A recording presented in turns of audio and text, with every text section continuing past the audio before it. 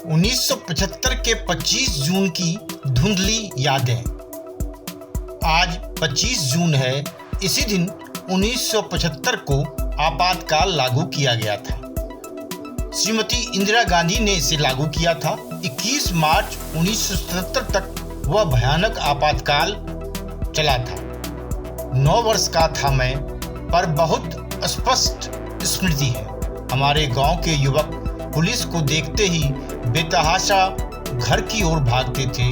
घोड़े पे बैठकर पुलिस वाले आते थे। घोड़े के टापों की आवाज लगती थी कि कोई छाती पर सीधा हथौड़ा मार रहा हो। हमारे गांव के एक लड़के को नसबंदी कराने के लिए पकड़ लिया गया था। किसी तरह चकमा देकर वह भाग निकला। मेरे पिताजी भारतीय कम्युनिस्ट पार्टी के सदस्य थे। उन्होंने आपातकाल के विरोध का प्रस्ताव रखा।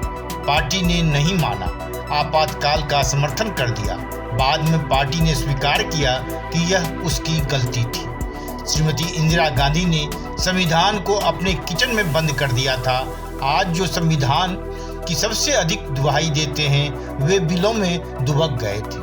आपातकाल के खिलाफ सबसे पुरजोर लड़ाई लड़ी राष्ट्रीय स्वयंसेवक संघ ने। उसके 1 लाख कार्यकर्ता जेल गए। मैं जब चुरू में था तो मुझे बताया गया था कि इस कॉलेज के एक लेक्चरर ने आपातकाल के विरोध में त्यागपत्र दे दिया था। वे भी राष्ट्रीय स्वयंसेवक संघ के कार्यकर्ता थे। मैंने एक कार्यक्रम में उनको देखा था, नाम याद नहीं आ रहा। लोहियावादी और गांधीवादी भी लड़े। मुसलमानों हमेशा की तरह चुप रहे। आज़ादी की लड़ाई से लेकर अब तक वे चुप ही रहते हैं। वे मोहम्मद, कुरान, फिलिस्तीन, सद्दाम, NRC, गरज की जो मामला इस्लाम से जुड़ता है, केवल उस पर सक्रिय होते हैं। सो आपात के खिलाफ भी उनकी भूमिका शून्य है। प्रेस पर सेंसर था। सभी बड़े नेता जेल में बंद थे। ब्यूरोक्रेसी बिल्कुल दंडवत हो चुकी थी, किंतु भारतीय जनता भीतर ही भीतर उबल रही थी। श्री संजय गांधी आपातकाल को बढ़ाना चाहते थे और सेना की मदद चाहते थे। तत्कालीन थल सेना प्रमुख जनरल TN रैना ने संजय गांधी को कोई उत्तर नहीं दिया।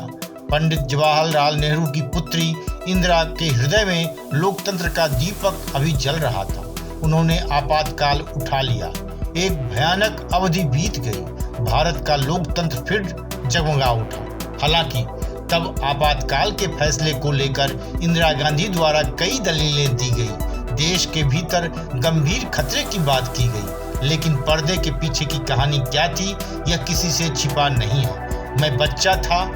धुंधली तस्वीर तब की जेहन में है। इस पर फिर कभी विस्तृत चर्चा करेंगे। तब तक के लिए आज की इस चर्चा को यही विराम देते हैं। जल्द ही नए विषय के साथ फिर आपके समक्ष हाजिर होऊंगा। धन्यवाद।